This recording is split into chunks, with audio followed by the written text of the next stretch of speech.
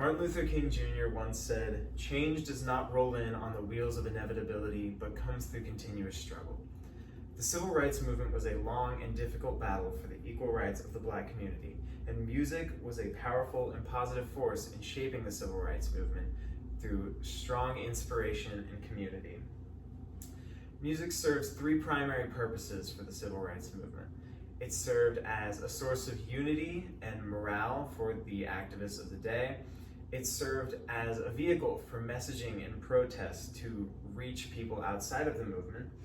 And in the modern day, it serves as a preservation of the feelings felt by the activists of the day and a legacy for them to leave behind.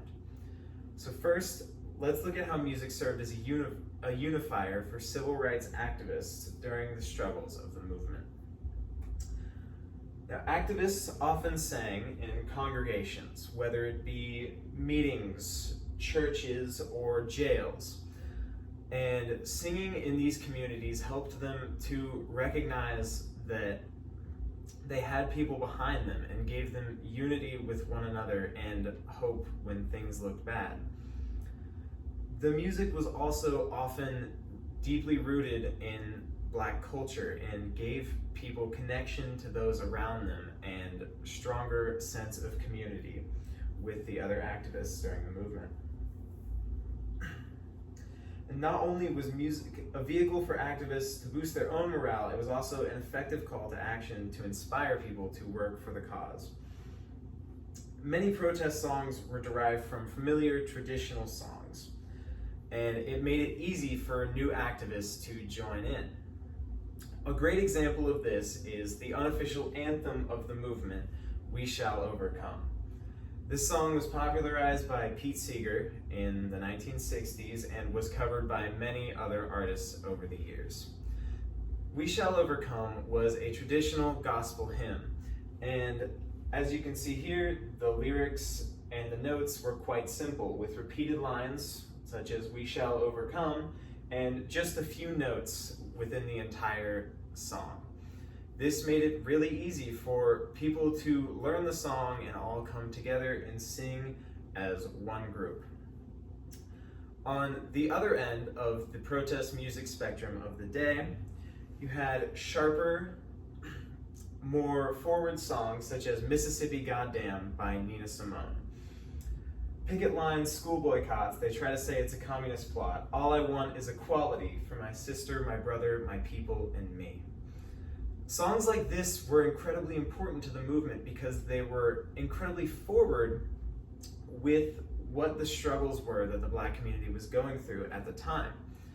Songs like this could help other people outside of the movement empathize with the Black community and truly understand what they were going through, potentially bringing in new people to help with these protests.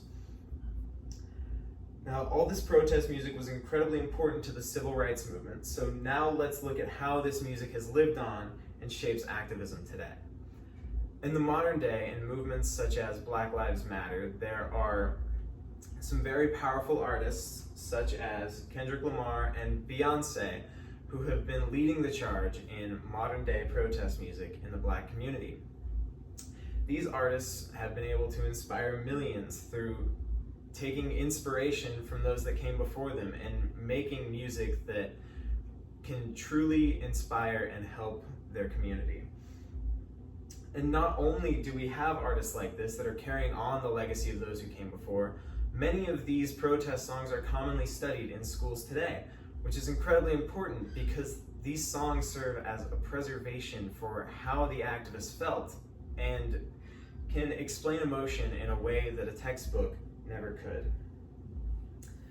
Now, the continuation of protest music serves as a constant reminder that the brave people of the civil rights movement can still inspire us today, and let us know that we can persevere and make change happen. Music in the civil rights movement shaped protest, unified the masses, and connected people in ways never seen before. It was an incredibly powerful force in shaping the movement and led to many successes of the activists of the day. It's very important that we study this music and take inspiration from it ourselves, and maybe we can use our voice to shape a better future. Thank you. Oh. Yay!